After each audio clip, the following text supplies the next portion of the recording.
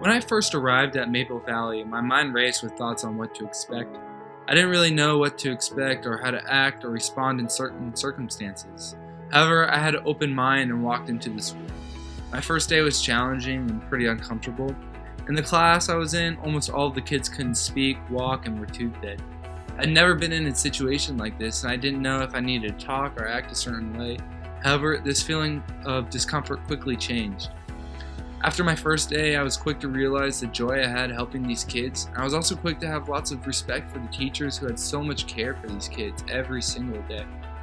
I was also amazed at how they did this every day because after my first day, I needed a long nap to regain my energy. The next 3 weeks flew by, and I would like to think over those 3 weeks I really made an impact. The way the kids reacted to seeing us seniors arrive was truly remarkable. The thing I loved so much about the kids was that they weren't afraid to express their emotion. If they liked you, you knew. If they didn't, you knew. One of the kids that showed his affection a lot was a kid named Grant.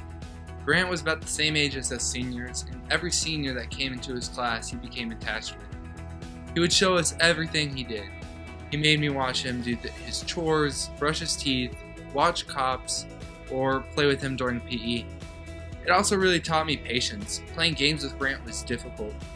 It was tough to play a game like Connect 4 with someone who didn't really understand it. It took 5 minutes to play a single piece. However, I quickly focused my frustration into helping him understand it better, which he did, and eventually he ended up beating me one game. He really showed his love towards us and he wasn't afraid to express that. However, Grant was the only one like that. Almost every kid showed us love and immense amounts of gratitude.